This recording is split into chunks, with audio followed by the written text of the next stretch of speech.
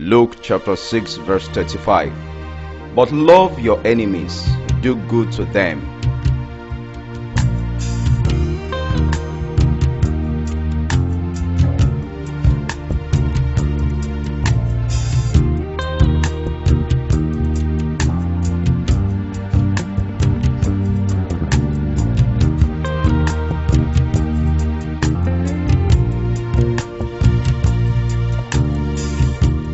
What is it?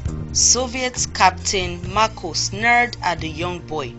What do you want? The boy, only 12, swallowed his fear as he stood before the communist officer. Captain, you are the man who put my parents in prison. Today is my mother's birthday, and I always buy her a flower for her birthday.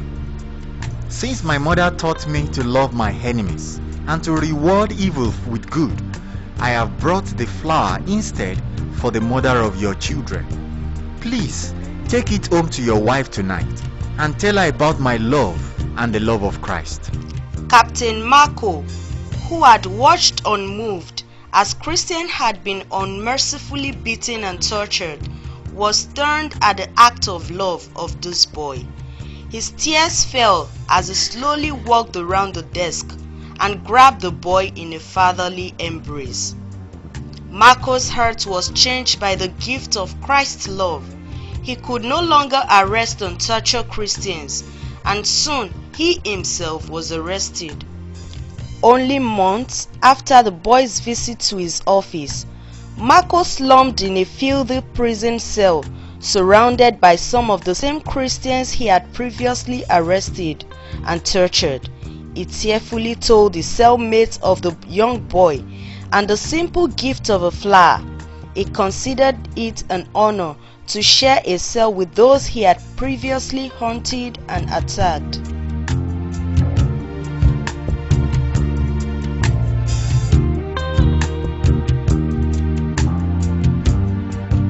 Generosity is second nature to the believer. Jesus taught that others will recognize real believers by their demonstration of love, and not just for those who love us in return. Oftentimes, generosity towards strangers and even enemies is the best application of Jesus' teachings. Witnesses to our acts, if not the recipients themselves, are befuddled at the sight. Imagine a wounded Christian worker who prays for the boss who unjustly fired him or her. Picture the impact of grieving parents who give the gift of forgiveness to a drunk driver. The world doesn't understand generosity. However, it is affected by it all the same. We find we are never more like God Himself as when we give generously to others. God gave His only Son to demonstrate His love for the world and purchase our salvation. What could you give today that might open someone's heart to God's kingdom?